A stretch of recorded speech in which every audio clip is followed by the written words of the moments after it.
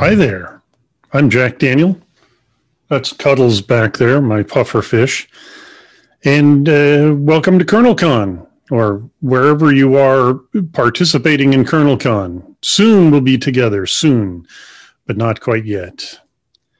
I want to talk about a couple of folks from our past, get you to think a little bit about how we got where we are. Think about some of the hackers that came before us and some of the cybersecurity or information assurance professionals, as they were often called in those days. Start out with Rene Carmilla. I wish more people knew this story.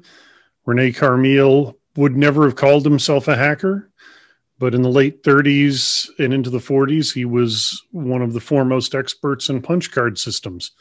He was the person responsible for maintaining and operating the punch card system that ran the French census.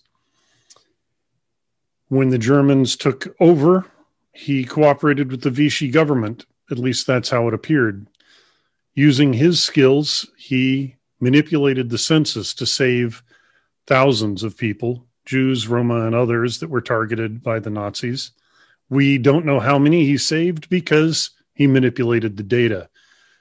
As I said, he wouldn't have considered himself a hacker, but I think it's fair to say that that's some hardcore hacktivism, saving lives. As you might guess from the title here, it doesn't have a happy ending.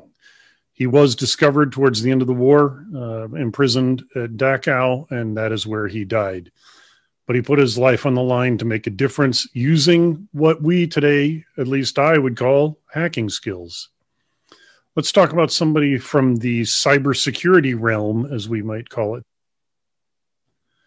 Bob Abbott spent a career at Lawrence Livermore, did amazing work on 24/7 operating systems and medical monitoring systems and a variety of other things. He was an advocate of privacy and a variety of things that he worked on.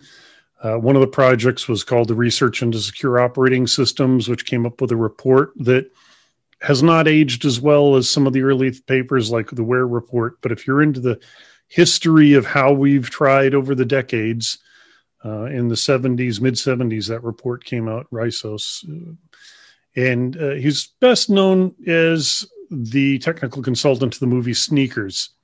That was based on what he did after the labs. He is arguably the first security consultant in independent practice. He built a team to do the original red teaming penetration testing in the late 70s. He began that practice. The team in the movie Sneakers was based on Bob Abbott's team. At the end of the movie, you see Bernard Abbott come in, the guy played by Darth Vader. You know him. He was called Bernard Abbott as a nod to Bob Abbott.